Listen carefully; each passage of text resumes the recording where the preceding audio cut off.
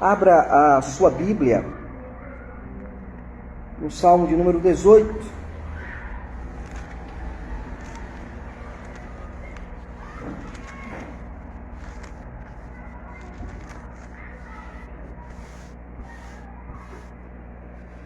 Salmo 18, versos de 1 a 19.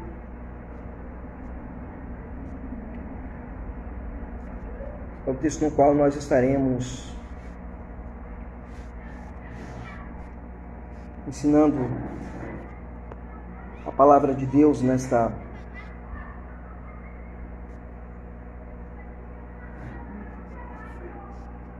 manhã.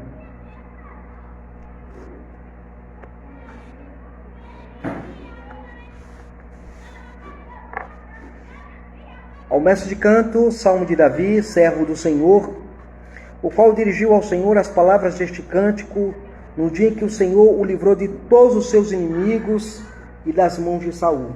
Ele disse: Eu te amo, ó Senhor, força minha. O Senhor é minha rocha, a minha cidadela, o meu libertador.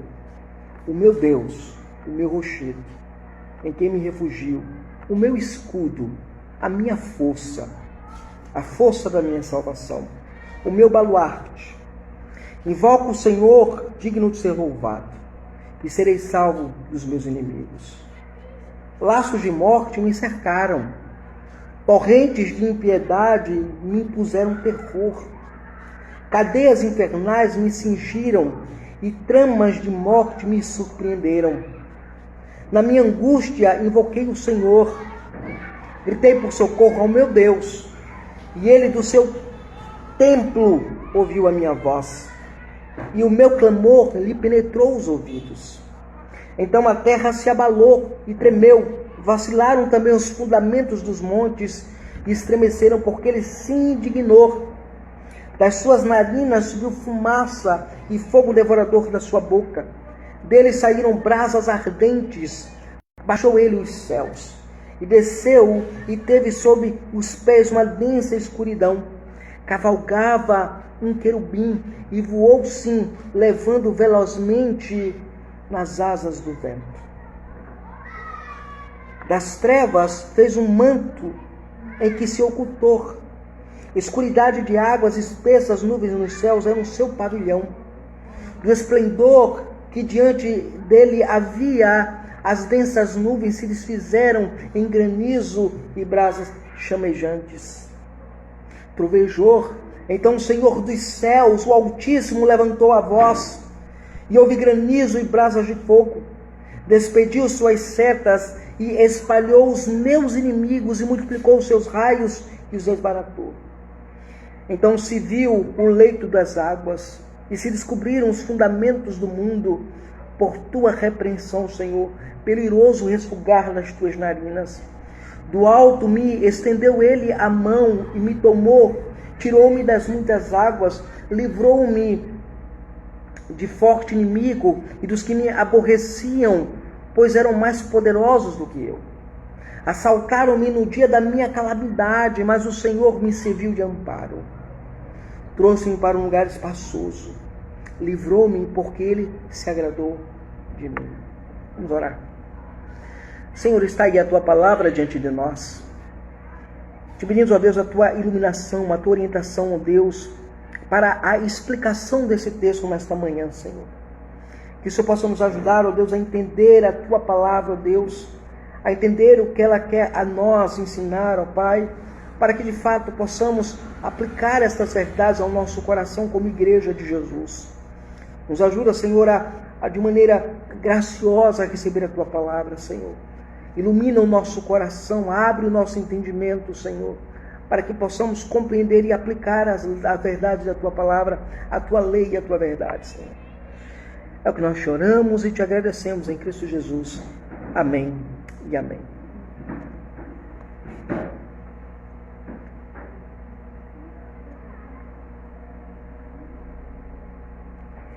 Pois bem, irmãos, o Salmo 18 é um salmo muito interessante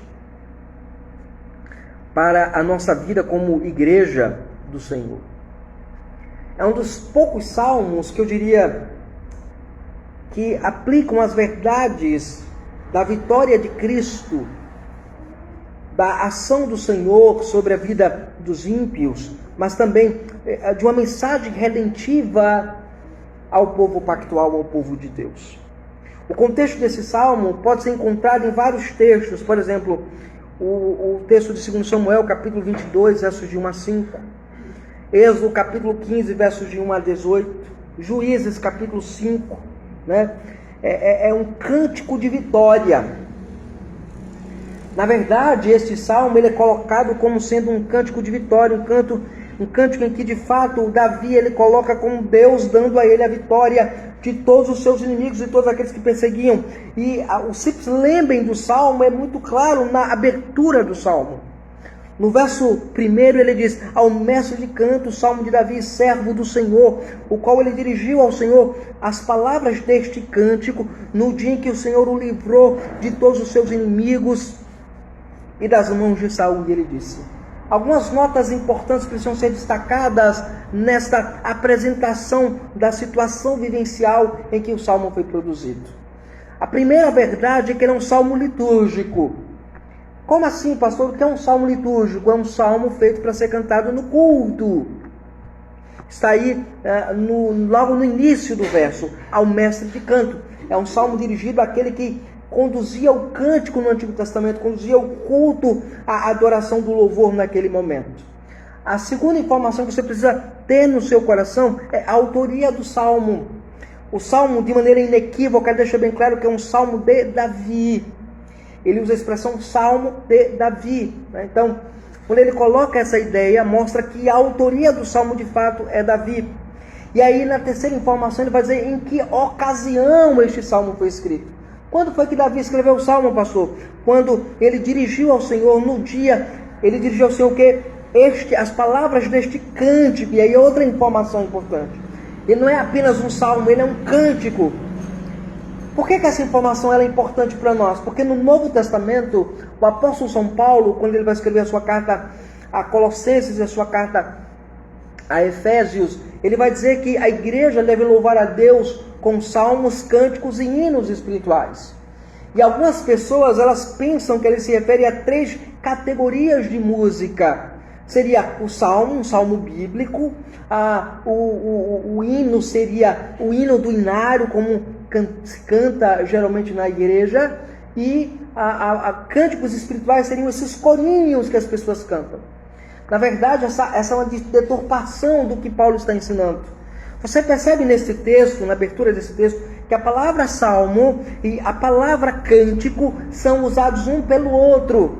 Então o que Paulo está dizendo assim: cantem com salmos, cantem com saltério ao Senhor. Isso é uma nota importante que a gente precisa considerar.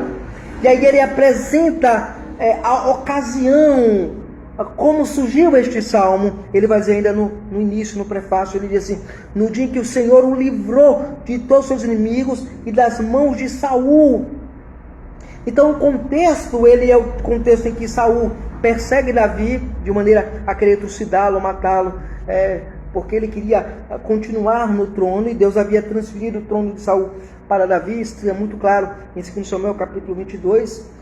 Em Êxodo capítulo 15, versos de 1 a 18, é mostrado a preeminência daquele que louva a Deus, daquele que exulta a Deus, daquele que glorifica a Deus, que tem um cântico de vitória, quando o povo de Israel, ele canta a vitória do Senhor.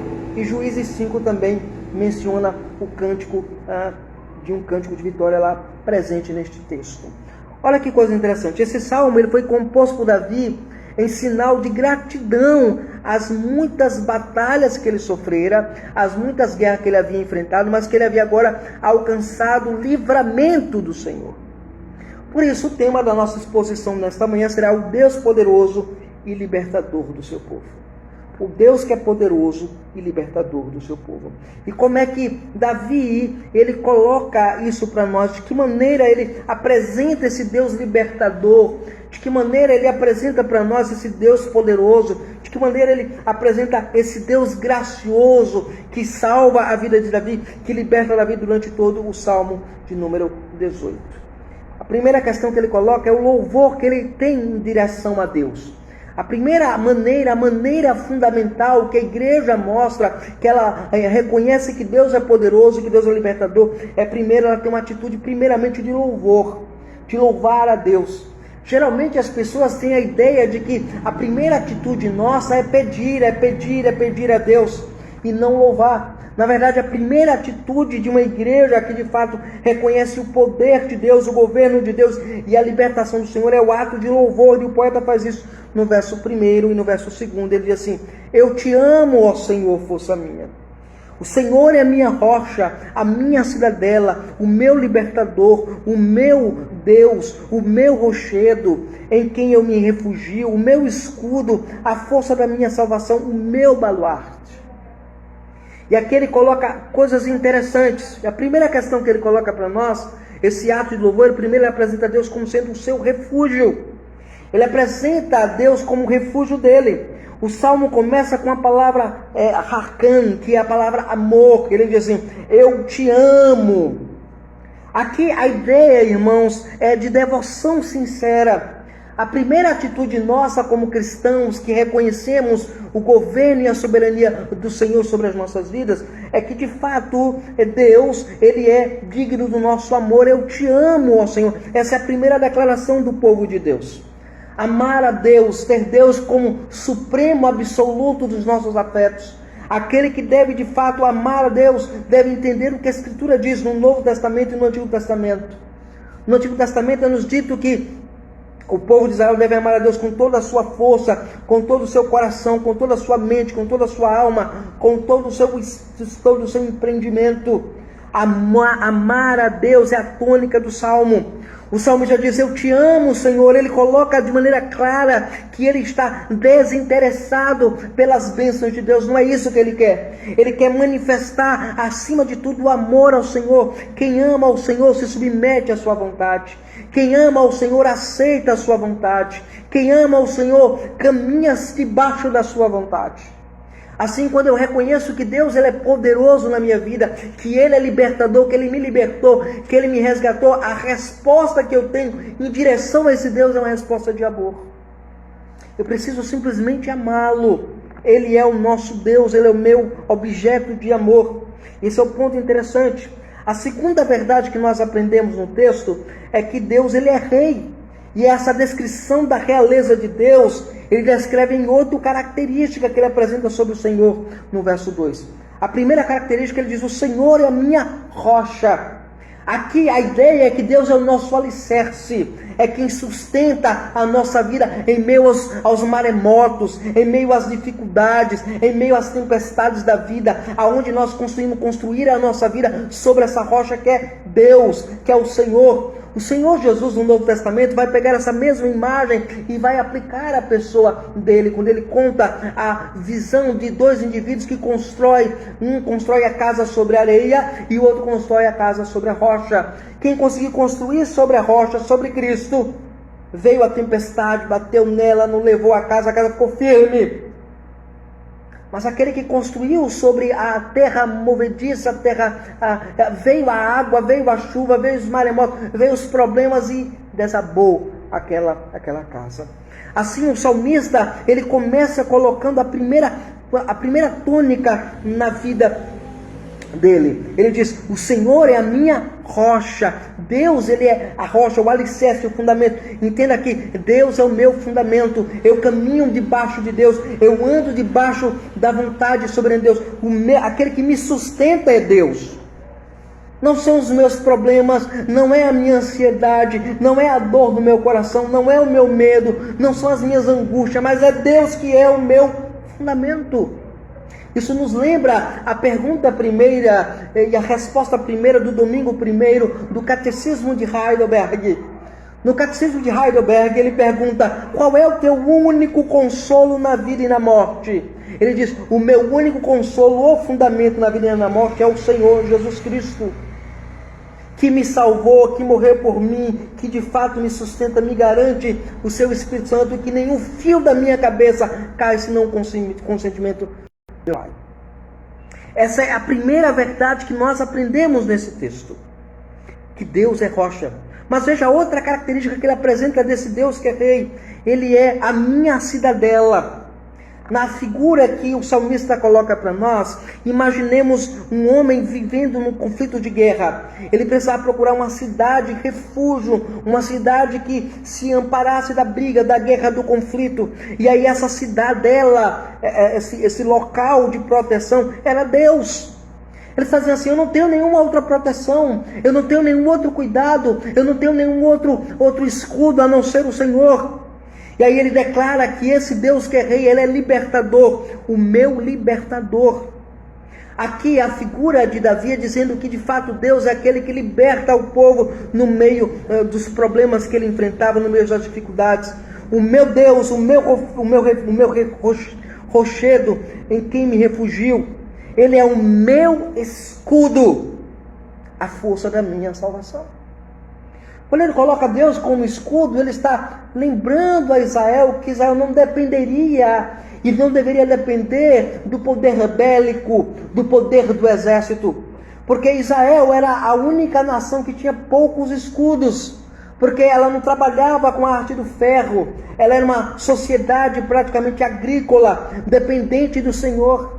E o escudo era algo que indicava que ele tinha proteção. Ele dizia assim: eu posso não ter o escudo, a arma física, a proteção física, mas eu tenho aquele que é maior, é o meu escudo, é a minha força, é a força da minha salvação, é o meu baluarte, é o meu estandarte. Alguém que disse assim: olha, ele é quem vai cuidar de mim, ele é o meu rei.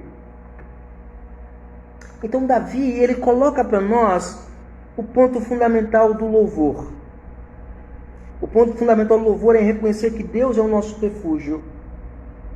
E segundo, reconhecer que Deus é o nosso rei. Ele que governa sobre as nossas vidas. É impressionante como a igreja dos nossos dias ignora isso. A igreja de nossos dias, ela está decretando, ordenando a Deus, dizendo a Deus o que Deus tem que fazer para ela. Quando na verdade a Escritura nos ensina que devemos reconhecer quem Deus é para nós. Ele é o Rei soberano, Ele é o nosso refúgio, Ele é o nosso sustentador, Ele é o gracioso Deus que nos liberta, Ele é o nosso libertador, como diz o verso 2. Então, como demonstrar que cremos um Deus poderoso e libertador? Primeiro, apresentando o nosso louvor a Deus, em duas etapas. Primeiro, reconhecendo que Ele é o nosso refúgio. Segundo, reconhecendo que Ele é o nosso Rei. Essas são duas coisas importantes. Em segundo lugar, como reconhecemos a soberania e o poder de um Deus libertador sobre as nossas vidas?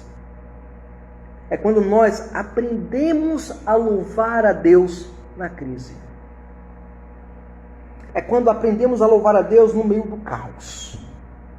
Vivemos um caos, irmãos, na nossa sociedade. Vivemos um caos em nosso país. Vivemos a frustração de muitas vezes viver sob a ameaça de termos os templos fechados, as igrejas fechadas, em nome de uma saúde pública, mas ignorando de fato o dever e a honra de servir a Deus, de honrar a Deus. Vivemos um momento tão crítico na nossa vida que crentes, ou que se dizem crentes, no dia do Senhor, não vem à igreja, não vem louvar a Deus, não vem honrar a Deus, com a desculpa de que poderá ser contaminado pela doença que se espalhou neste mundo. Mas que vão a mercados, que vão a lugares, que vivem em locais aglomerados. Vivemos uma crise.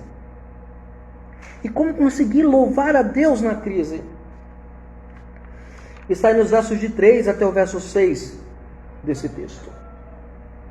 Veja o verso 3, ele diz: invoco o Senhor, digno de ser louvado, e serei salvo dos meus inimigos. A primeira perspectiva que nós aprendemos para louvar a Deus no meio da crise, igreja, é primeiro reconhecer que Deus é sempre digno de louvor. Ele diz: eu invoco o Senhor. Ou seja, ele ora a Deus. Ele não fica preocupado com a crise. Ele não fica preocupado com o problema.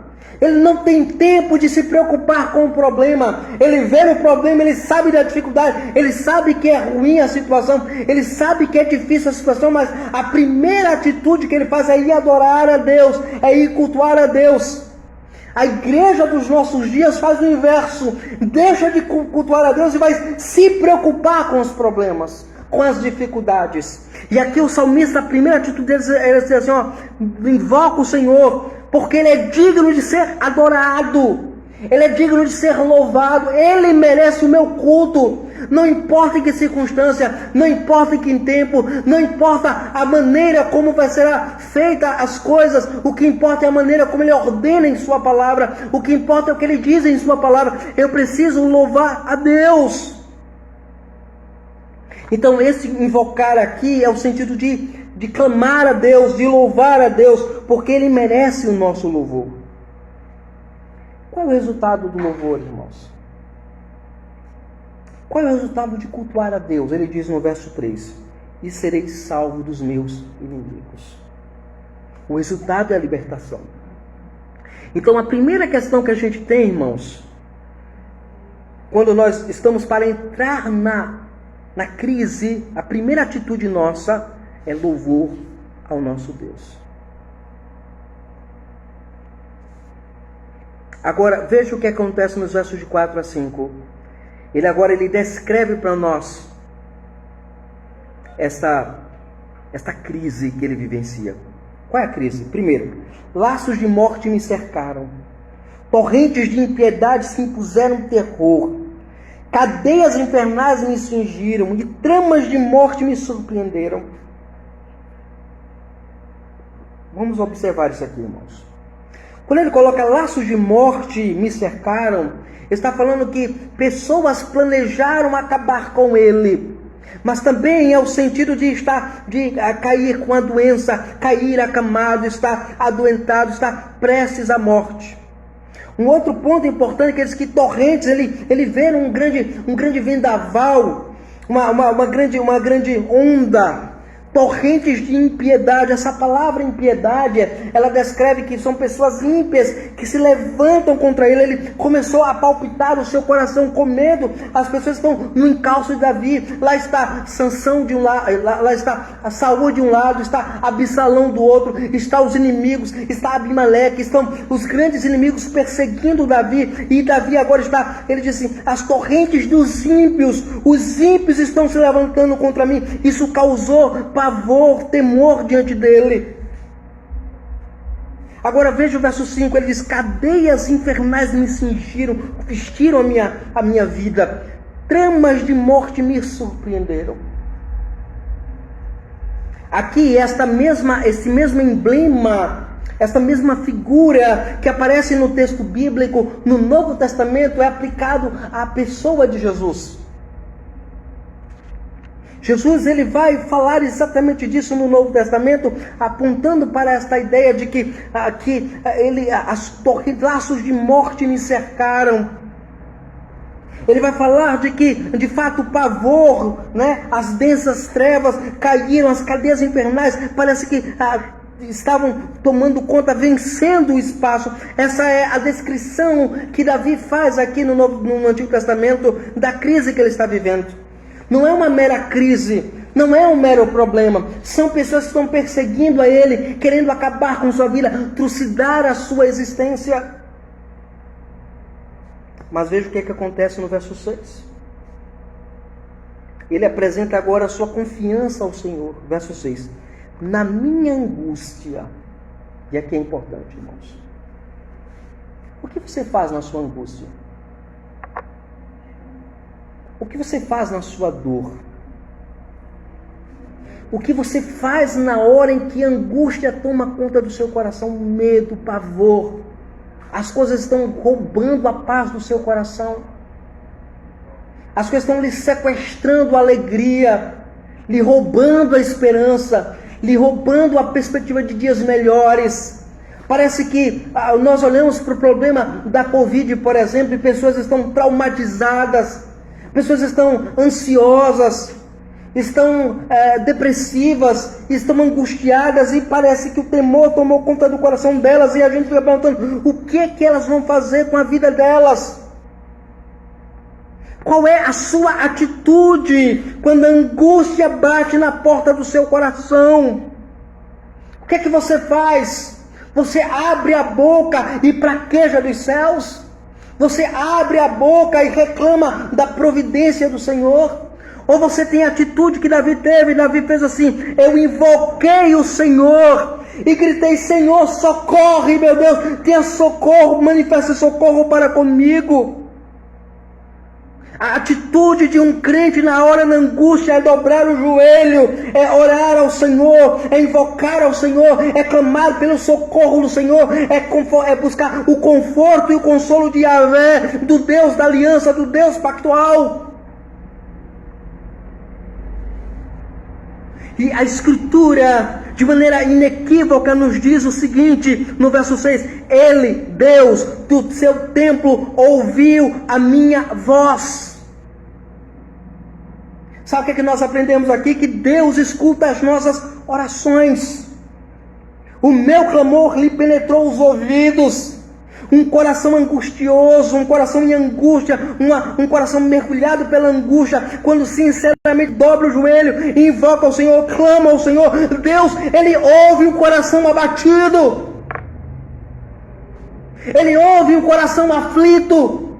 Ele ouve um coração que está triturado, moído pelos problemas, pelas dificuldades e pelas angústias da vida. Ele está a ouvir as nossas orações, sim.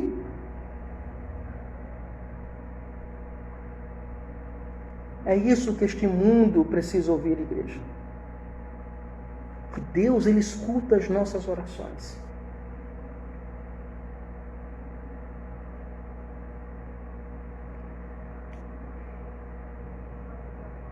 Então, nós vemos aqui a situação em que Davi está agora. Nós pensamos que é apenas os inimigos físicos que estão combatendo contra ele. Mas os inimigos físicos colocaram nele um temor tão grande que a angústia, a depressão, a ansiedade tomou o seu coração palpitava com temor. E ele disse, eu não posso ficar assim, eu não posso viver nessa angústia, eu vou orar a Deus, eu vou clamar a Deus, eu vou buscar o Senhor. E ele buscou a Deus. Isso nos leva para a nossa terceira e última proposição do texto sagrado. Aqui no Salmo 18, versos de 7 a 19 agora. Davi agora ele passa a descrever a libertação poderosa do Senhor.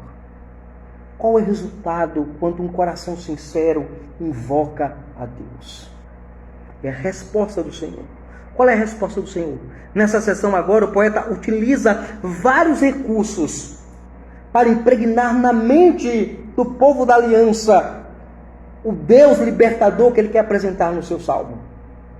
Ele diz no verso 7, ele diz assim, então a terra se abalou, tremeu, vacilaram também os fundamentos dos montes e se estremeceram porque ele se indignou. Aqui, irmãos, a primeira questão que nós temos aqui é a presença terrível de Deus, verso 7 e verso 8 agora. Ele diz assim, das suas narinas subiu fumaça, e fogo devorador da sua boca, deles saíram brasas ardentes. Olha que coisa fantástica você tem aqui, irmão. O que você consegue ver aqui nesse texto, igreja? Você consegue ver agora, lembra que eu já falei várias vezes para vocês que o fundamento de toda a teologia posterior da Escritura, do Antigo para o Novo Testamento, é a lei mosaica, é a lei de Moisés, é o Pentateuco, que a Escritura estabelece de Gênesis a Deuteronômio. E a construção de toda a teologia veterotestamentária, ela vem a partir dessa perspectiva. E aí você observa aqui que ele faz um eco do Sinai. Se você, por exemplo, for um crente que gosta de ler o Antigo Testamento, você vai voltar lá para Êxodo, capítulo 19, e você vai ver no momento em que Deus manda Moisés subir no templo, subir no monte, para receber a lei de Deus, e é visto lá trovões, né? Os montes se abalam, se estremecem, os fundamentos dos montes e se estremeceram. Porque ele se indignou, ele levantou-se em sua ira. E é claro, ele traz um eco do Sinai, dos 10 mandamentos, da doação da lei, daquilo que guia a vida do povo, daquilo que orienta a vida do povo, aquilo que expressa a vida piedosa do povo do pacto. Há pessoas que pegam a lei de Deus e desprezam, jogam ela fora. Mas a lei de Deus, irmãos, o decálogo, a lei do Senhor, ela nos é dada como normativa, não para a redenção, não para a salvação, mas para uma vida piedosa de santificação, porque ela me leva até os pés do Calvário. Nós é que ignoramos isso. Agora, veja, esse eco do Sinai é muito gritante no texto. Ele diz que das suas narinas subiu fumaça, fogo devorador da sua boca saíram brasas. Esta imagem é a imagem todinha que você vê nesta cena. Lembra que isso aqui é uma poesia, é uma maneira poética de descrever a ação soberana de Deus, neste caso de manifestar juízo àqueles que perseguiam Davi. No Sinai é uma manifestação graciosa de Deus em dar a lei. Então, o que o poeta faz, irmãos, é pegar o reflexo do Antigo Testamento, nos primórdios do Antigo Testamento, e trazer para a sua poesia. Isso não é muito incomum na Escritura. Se você estuda o Antigo Testamento, você vai descobrir exatamente esta maneira como os autores do Antigo Testamento e do Novo Testamento fazem sobre isso. E isso é importante a gente considerar de maneira fantástica, como aparece no texto. A segunda verdade que nós aprendemos aqui nesse texto, nesse bloco aqui, irmãos, é que ele vem sobre as nuvens, versos 9 a 11, olha o que diz o texto. Verso 9 e verso 11. Baixou ele os céus, desceu sobre os seus pés, desceu, e teve sobre os seus pés densa escuridão. Cavalgava um querubim e voou. Sim, levado velozmente nas asas do vento. Das trevas fez um manto e se ocultou na escuridade das águas espessas. Nuvens dos céus eram o seu pavilhão. Ele apresenta a figura de um guerreiro. Lembra que nós estamos falando do Deus que é poderoso e do Deus que é libertador. Para ele libertar Davi, ele usa a figura de um guerreiro. E a figura da nuvem em toda a Escritura é uma figura emblemática que nós precisamos aprender a estudar a teologia bíblica dentro dessa perspectiva. Veja, você lê na Escritura que a figura da nuvem ela tinha funções específicas. Lembrem-se que quando Israel é tirado do Egito, Israel ele caminha durante de dia e de noite. Durante o dia uma coluna de quê? De nuvem sobre o povo.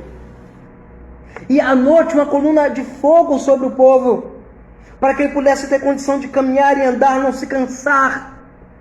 A coluna de nuvem indicava a proteção do Senhor, a coluna de fogo indicava a direção do Senhor. Então veja, Davi conhecia tão bem o Antigo Testamento, que ele encaixa na sua poesia essa visão que ele tem da sua leitura do Antigo Testamento. Só que ele faz o seguinte, ele coloca Deus como um guerreiro. Sim, como Deus é o guerreiro no texto, pastor. Verso 9, ele diz, baixou ele os céus, como se fosse a porta do seu palácio para sair, e desceu, e teve os pés uma densa escuridão, aquele manto vermelho que você coloca para o rei que ia guerrear, batalhar, que era estendido para que ele caminhasse aqui, ele coloca como aquele tapete, como fosse as próprias nuvens do céu, a escuridão densa. Imagine um dia chuvoso, quando está para cair um grande toró de água. O que nós fazemos? Nós olhamos para o céu, está todo negro, essas densas trevas que aparecem, a densa escuridão que aparece. Ele pega um querubim e transforma como se fosse o seu cavalo de guerra, o seu guerreiro. Lembra o que é o querubim? O querubim é aquele anjo que guarda a santidade de Deus. Lembrem-se da figura da Arca da Aliança. 2 querubins, um de frente para o outro, guardando a santidade da lei, guardando a santidade da equidade e da justiça de Yahvé. e ele é levado velozmente nas asas do vento. Você lendo a Escritura, você verá que Deus ele vai usar nas profecias veterotestamentárias, Deus usando a figura da nuvem para trazer juízo sobre a Síria, sobre a Etiópia, sobre as grandes nações que eram inimigas de Yahvé. Ele vem montado sobre a nuvem. No Novo Testamento também é nos dito que o Senhor Jesus virá sobre as nuvens. Mas ele não vai vir para redimir, ele vai vir para julgar, para trazer juízo. Aqui no texto ele vem trazendo juízo sobre os inimigos de Davi, mas para proteger Davi, para cuidar de Davi, para defender Davi. Davi consegue olhar o Deus libertador nessa figura emblemática de um guerreiro, que ele veste o seu manto da realeza, se oculta na escuridade das águas espessas.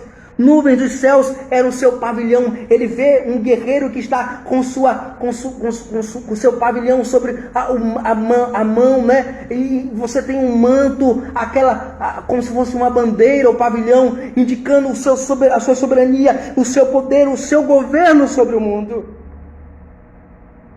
Essa é a figura poética que ele usa aqui no texto. A terceira figura que ele coloca aqui, irmãos, ele coloca Deus como a primeira figura aqui. Nós já vimos a figura que ele invoca do Sinai. A segunda figura é a figura de um guerreiro que sai para batalhar, para guerrear.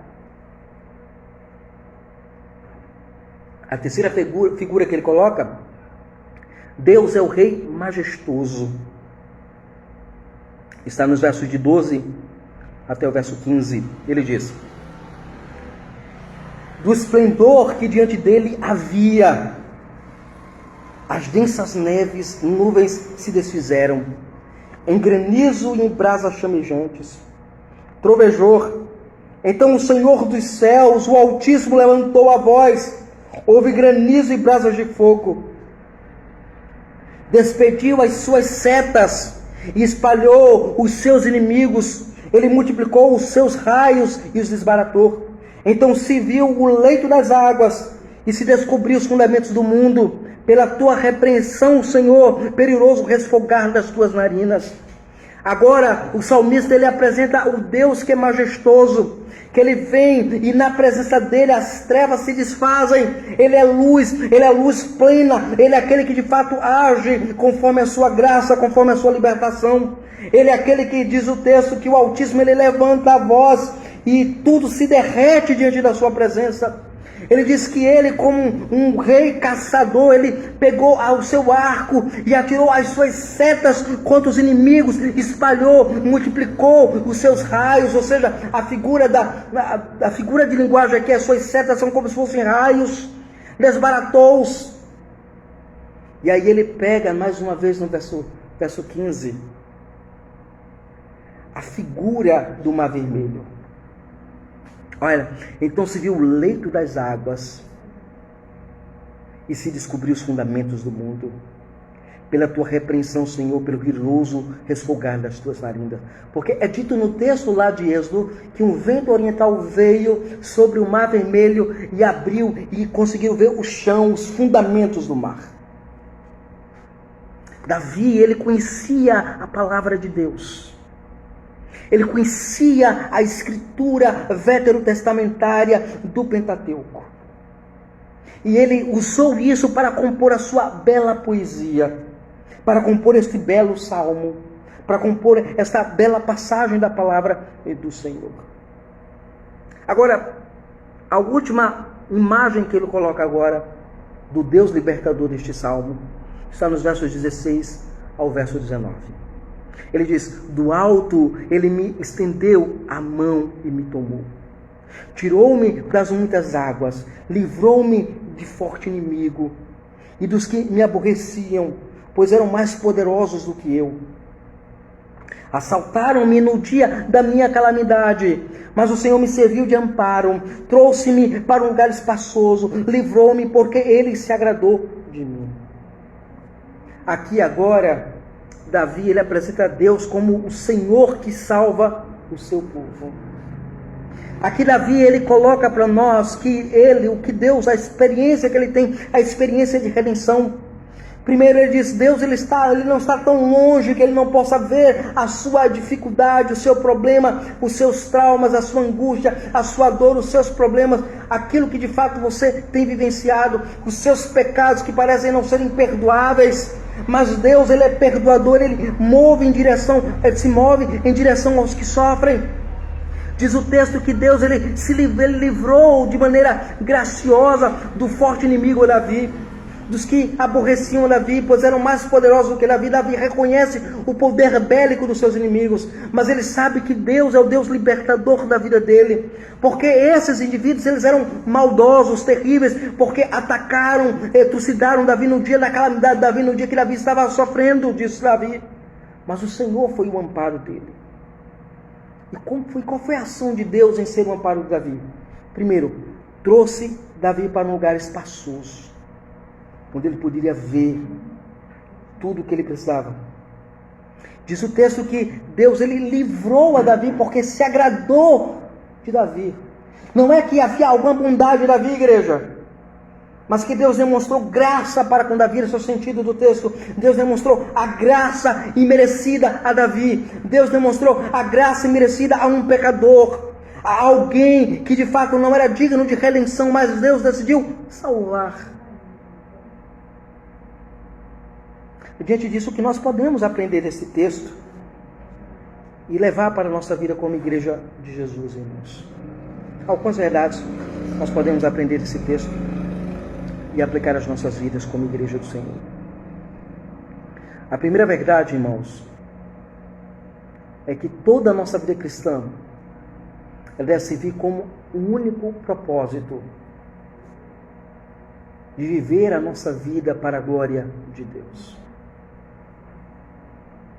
E uma das maneiras que nós demonstramos essa glória de vida, de objetivo de vida, de fato, é o amor a Deus.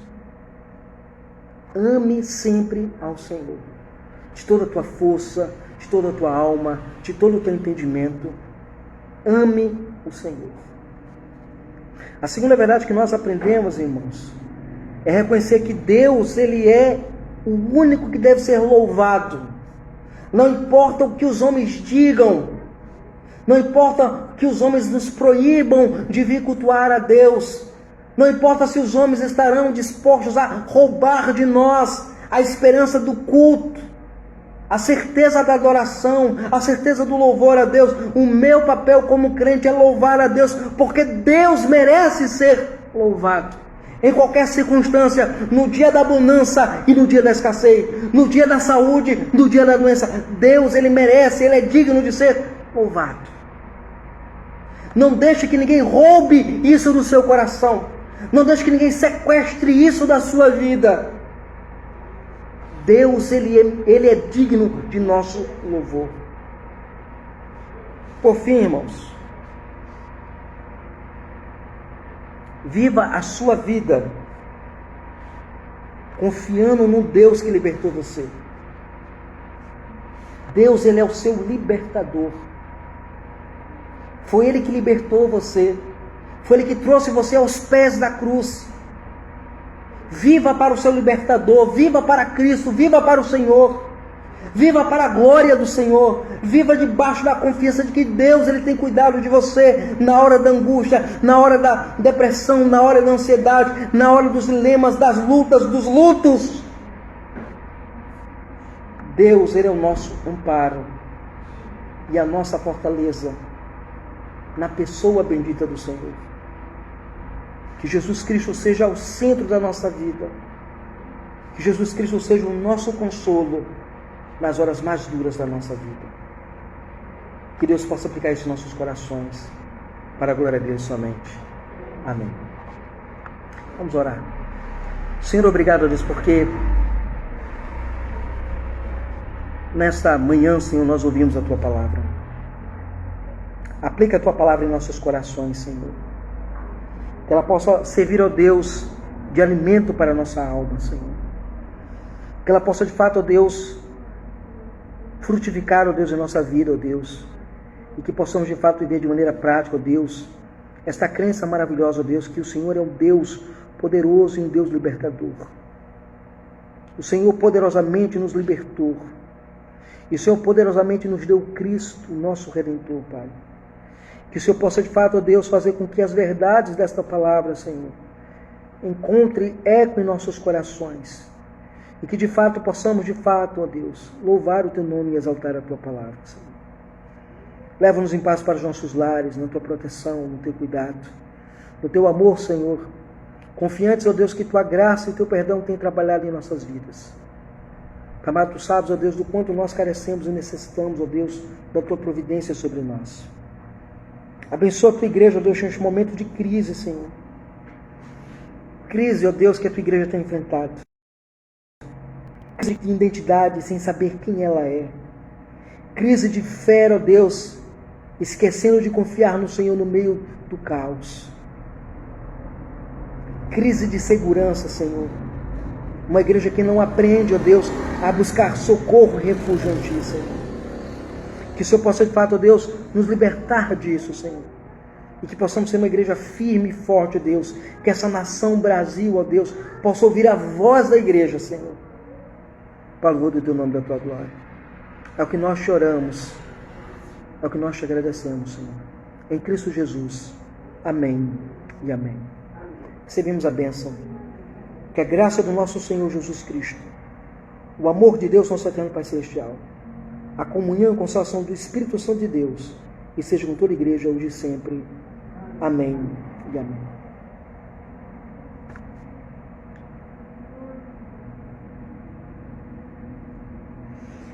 Irmãos, como é de praxe, né? Na pregação do domingo pela manhã, nós abrimos espaço para alguma dúvida, alguma pergunta sobre o que nós ouvimos nesta manhã, para que nós possamos, de fato, de alguma forma, aplicar melhor a palavra de Deus ao nosso coração. Então, perguntas, colocações, fiquem à vontade. Esse salmo dá algumas vezes no filme de efeitos especiais. Sim. As colocações que ele faz, que eu achei interessante, assim, quando coloca. Ele faz uma ilustração, né? Sim. Quando ele coloca assim, das tuas narinas, sobre fumaça. Sim. Deles saíram brasas da tua boca, e fogo devorador da tua boca, deles saíram brasas da tua boca. Fico imaginando na cabeça da mulher como deve ser essa imagem, né? A figura parece uma figura de um dragão, né? Isso, exatamente. A figura de um dragão. Fogo da sua boca quando fala. Baixou os céus e desceu sobre os pés desse escuridão. Assim, cavalgava o grande fogo, levado pelas vezes nas asas do vento. É uma. Entendeu? Assim, como se fosse uma poesia, né? Sim. E a gente pensar nisso tudo assim, como na essência mesmo, quando fala também, que no esplendor dele havia as bênçãos luzes que se fizerem vermelhos, vibradas, coisas assim, a gente imagina um cenário de caos, né? Sim. De quando Deus falasse, assim, tipo, o super-homem, né? Sim. Então, é bem interessante isso. Agora trazendo também para o contexto que Davi imagina assim, quando ele fala da sua fraqueza, da dificuldade, do pavor que era ele estava sendo perseguido. Sim. E eu fico pensando assim, que se nós analisarmos o que ele vivia, era muito talento que a gente pode imaginar, vivenciar. Como coisas que nos angustiam, né? Sim. Ele estava sendo perseguido para morrer mesmo. Sim. A gente não percebeu assim, eu nunca me vi, não. Na verdade, Davi está sofrendo uma perseguição onde as pessoas queriam tirar a vida dele. E não era uma pessoa só, né? Não era uma pessoa só. Eram vários inimigos, né? Você vai ter aí, no contexto, né? Como eu falei, você vai ver os contextos. Você vai ter lá Saul, que queria tirar a vida dele. Você vai ter Absalão, que queria tirar a vida dele. Por que Saul queria tirar a vida dele? Veja bem, quando Saul ele vai lutar com uma nação de amalequitas, Deus manda Saul matar todo mundo, não ficar ninguém. Saul ele mantém vivo Agag e os bois, os jumentos, porque eram coisas despojos de guerra. E ele achou muito bom e disse que pegou os despojos de guerra, que não era para pegar nenhum despojo de guerra, e foi apresentar ao sacerdote, né? E aí Samuel olhou para ele e disse assim: olha, você não obedeceu a Deus. Não, mas isso aqui é para dar oferta ao Senhor. Você não obedeceu a Deus. Deus não quer sacrifício. Deus quer obediência. Então foi lá Samuel e matou Agag, cumpriu a vontade do Senhor. E a palavra do Senhor veio a Samuel dizendo assim: eu vou rejeitar você, Saul. Você não será mais rei sobre minha presença. E aí Deus manda com que Samuel vá até a casa de Jessé, e nós conhecemos a história. Então Deus unge Davi, Saul fica sabendo que o novo rei quem é? Davi. E aí ele enciuma de Davi e vai assim: Davi não vai tomar o meu trono, e ele decide perseguir Davi. Esse é o ponto. Já Absalão, qual é o problema de Absalão? Davi, e por isso que é importante a gente ler o Antigo Testamento. Por isso que é importante a gente ler o Antigo Testamento. Davi, ele tem muitos filhos. Mas assim, ok, quando ele trouxe para ele, ele não tinha família. Como? Quando o profeta Samuel foi até a casa de Jessé, ali, né, para escolher um deles para ser o rei, Sim. ele não tinha família. Quem não tinha família? Davi. Davi não tinha família, porque ele vai casar com a filha de Saul. Ela cansa, porque lembra lá que Saul começa a ficar atormentado, Davi é levado para o palácio, começa a tocar, Saul começa a dormir, ter paz de espírito, porque Deus mandou um espírito maligno sobre Saul, a gente conhece a história. E aí Mical se apaixona por Davi, Davi se casa com Mical, e aí numa noite Saul fica sabendo que Davi ia ser o novo sucessor do trono, e ele manda matar Davi. Daí Mical faz com que Davi fuja pela janela, e tem todo um cenário bem interessante nessa narrativa. Já no caso de Absalão, o que é que acontece com Absalão? Davi tem vários filhos, entre eles está Tamar e Amon. Tamar é uma moça, Amon é um jovem, que vai seguir o conselho dos jovens e não dos mais velhos. E ele se apaixona pela irmã, ele quer a irmã a qualquer custo. E o que é que acontece? Ele vai falar para ela. Aliás, ele fala para uns colegas. Os colegas: não, faz o seguinte, finge que está doente, pede para tua irmã, né, Tamar vir assar uns bolos para você, e lá você estupra ela. E aí o rei vai forçar você a casar. Ele prontamente fez isso. Estuprou a irmã. A irmã falou para ele que não era assim que se fazia, tinha que falar com o pai certamente permitiria e tal. Ele não quis fazer, ele foi lá e estuprou a irmã. Só que ao mesmo tempo que estuprou a irmã, desprezou ela, viu que não era a pessoa que ele queria casar. Estuprou e largou. E aí a situação chega até quem? Até Davi. Absalão fica sabendo. Qual é a atitude de Davi? Nenhuma. Absalão fica revoltado, vai lá e mata Amon e decide destronar Davi. Aí pega 250 homens, na ocasião 250 mil, não lembro ao certo, mas ele pega uma quantidade boa de homens, convence o coração desses homens para se levantarem contra Davi, e Davi tem que fugir do trono novamente. Então você tem um homem como Davi sendo perseguido, primeiro pelo ciúme de Saul, e do outro lado pela negligência dele como pai de não tomar a postura que ele deveria tomar em relação a Amon. O filho quer assumir esse fato. Só que Deus não queria que Absalão fizesse isso, né?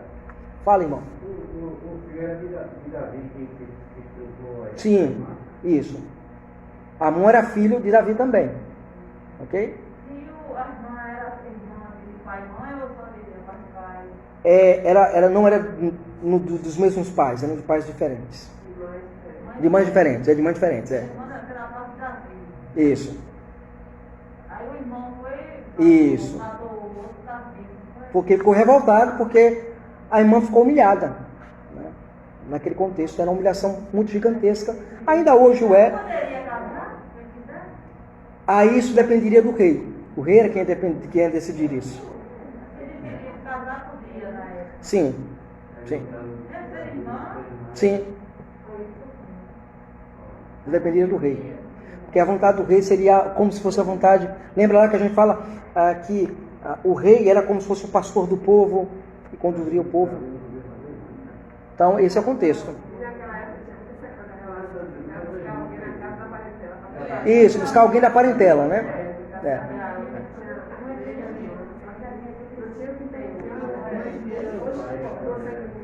Hoje não, né? Hoje não há essa possibilidade. Alguma outra pergunta, gente?